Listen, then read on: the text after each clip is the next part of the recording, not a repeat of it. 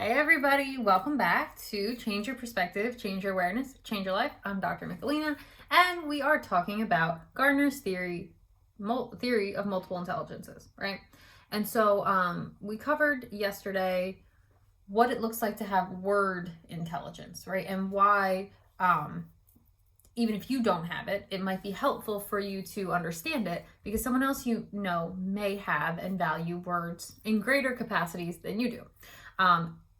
And I will say this, it is also important to know about these intelligences on the off chance you find out something you hate, right? And I say that because we're going to talk today about the logical mathematical intelligence, right? Which is your sort of ability to reason and use numbers favorably. And this one is not my favorite, right? I like logical reasoning. I don't care for numerical intelligence. I don't have numerical intelligence, not really. It doesn't mean I can't, it just means it's not my strong suit or my preference. You're not going to find me being a statistician. However, there is a sort of, not contrarian relationship, but kind of a diametrically opposed one between numbers and letters, right? And so often, and I start with these two because if you like numbers, a lot of times you don't like letters. And if you like letters, a lot of times you don't like numbers. And like I said yesterday or 2 days ago or whenever we talked about words, females tend to have that linguistic intelligence and males tend to have the logical mathematical intelligence. That's not to say we don't have a crossover, but it is to say that a lot of times there is something to men have the logical numerical capacity, they're better at numbers, and women have the sort of linguistic word capacity and they're better at words. So let's talk a little bit about what it is to be logically, mathematically inclined. And again, I think everybody has some capacity of analyzing things to a logical extent, but some have more than others. So this kind of intelligence is very good at breaking things down rationally and logically and saying, okay, if A equals B and B equals C, then C equals D, right? Like it's just very formulaic in their brains, in their heads. They just analyze things to, okay, does this make sense with all the details that I have in my data points, right? So they can analyze problems logically.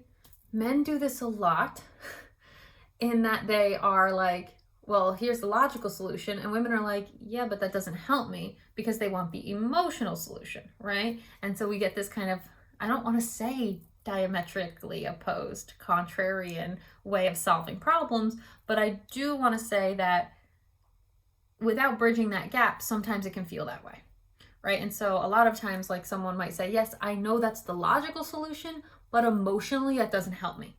Or rather, I will say that. Sometimes I will say that. I say that a lot. I'm like, okay, I understand the logical solution. I do it to myself now, actually. I'll say, okay, logically, I know this, but emotionally, I feel this.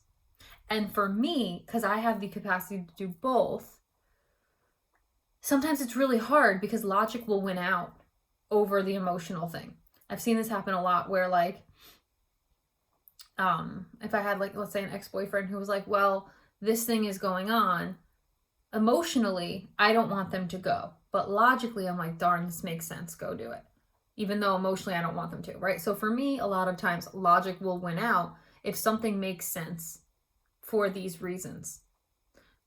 But that's not all people, and that's certainly not all women. It's certainly not going to be the prevalent thing when someone's not strong in logical mathematical intelligence, right? And of course, it has to do with using math, numbers to solve problems.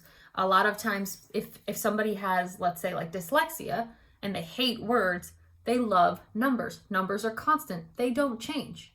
Do we have abstract, like, not real numbers? Sure, yes. But most of the time, numbers are almost always the same. And words are very, very gray and colorful. Numbers are very black and white. Logic, very black and white.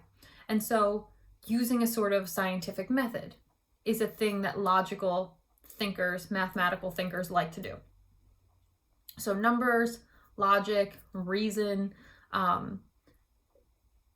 you can kind of deduce things. You can make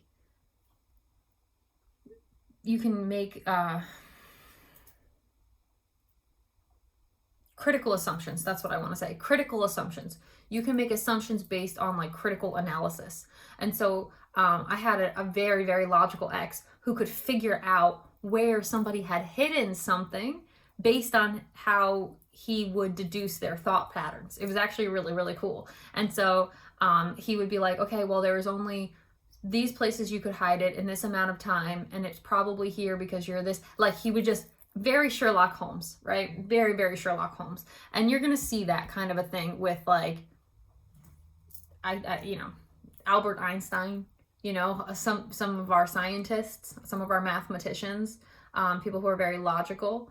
And it usually has to do with seeing the patterns in a thing and kind of like figuring out what comes next. 1 + 1 is 2, 2 + 1 is 3, 3 + 2 is 5, right? You're finding the patterns. And so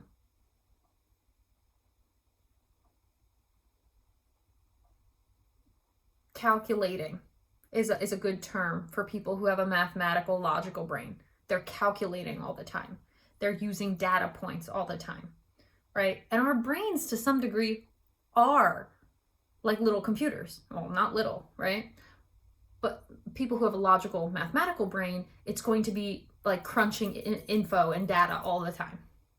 And people who are mathematically inclined specifically, they're going to be using it in the numbers and the numeric sense, right? So if you have that kind of intelligence, not surprisingly, right? We see accountants, statisticians, scientists, computer or data analysts, mathematicians, those kind of skill sets, CPAs, bankers,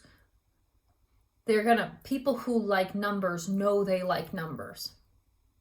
Now, like I said, being logical and being numerical are not necessarily the same thing. So don't think that they are, but they are lumped in the same intelligence because they use the same system, right? They're both black and white. They're both calculating. They're both trying to make sense of patterns and use data and critical analysis to do so. So like for myself, I tend to be kind of logical in a lot of ways and formulaic, but not actually using the numerical component of it. I tend to not really use numbers if I can help it. So, that intelligence, you want to know about yourself. It's important to understand because, again, A, maybe it's you, or B, maybe it's someone in your sphere of influence. And so if you figure out from listening to this, you're like, oh, wow, I'm a really logical thinker. Oh, well, my wife's not. That's going to be super helpful because it means you can bridge gaps. You'll understand yourself better and you'll understand her better so you guys can speak the same language or at least come to the same understandings despite having different intelligences to get there, right? So that's really one of the main components of this entire series is just because it doesn't apply to you doesn't mean it doesn't apply to someone else near you. And you want to understand or at least consider how that could be the case, right? And so I put these two first because they are not that you're one or the other, but you kind of gravitate. People tend to gravitate toward one or the other, right?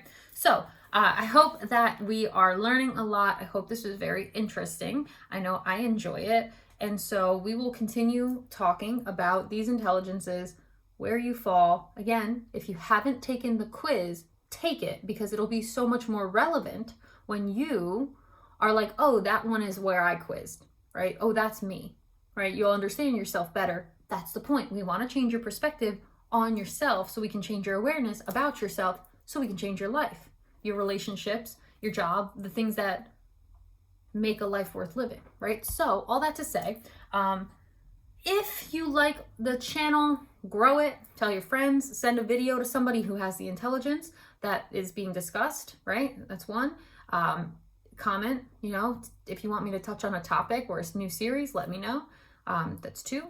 3, like I've said before, if you want to book a discovery call, www.seasonsandsigns.com. I've got the link below. Check that out. If you are ready to enroll in the academy, we are enrolling for next semester. Spring 2024 is going to be epic, so check it out.